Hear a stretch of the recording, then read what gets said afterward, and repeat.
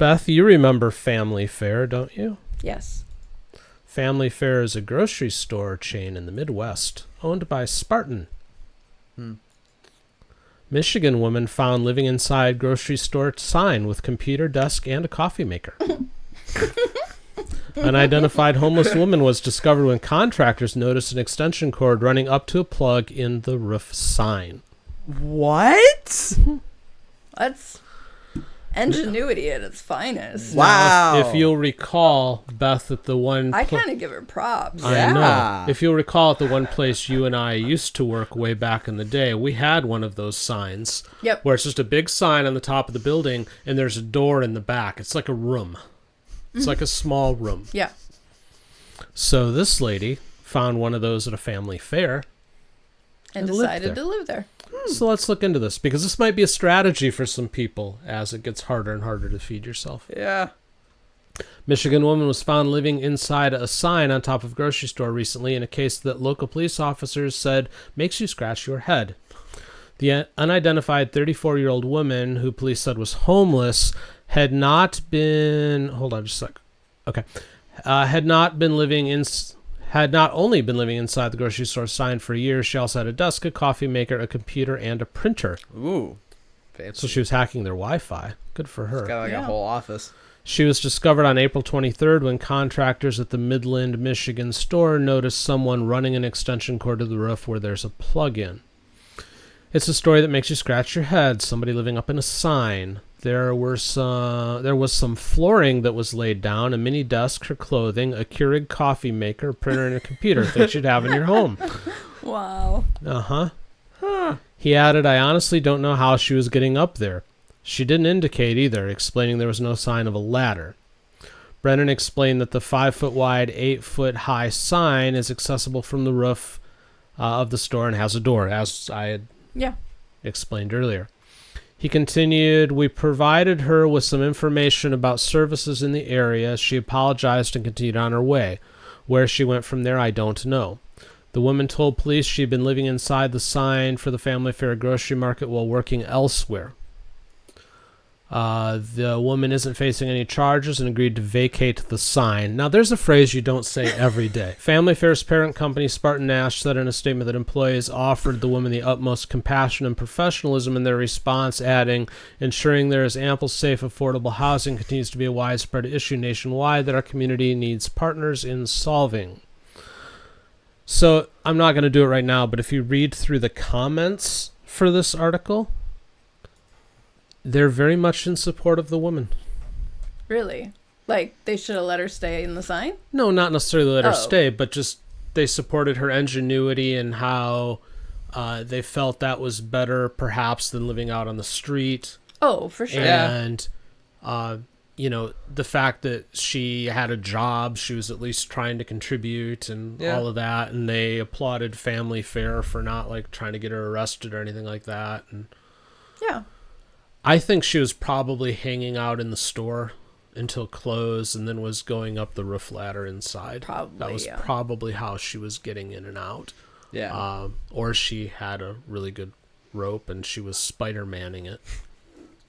But good for her too, then. So yeah, thoughts on this one? Because I found it bizarre and intriguing and quasi-inspirational all at once. I never would have thought of it myself. I wouldn't have either.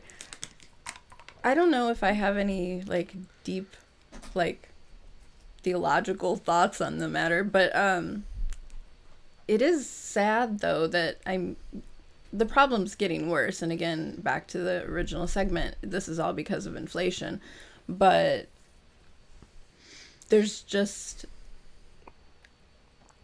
everybody is at a breaking point, and obviously for this lady, she was at that point where she couldn't afford housing, so she had to come up with this other solution, and it's kind of sad. Yeah, I would agree with that. Eli? Yeah, I'd agree with that too. It is kind of sad. It is there is definite ingenuity behind that though. Yeah,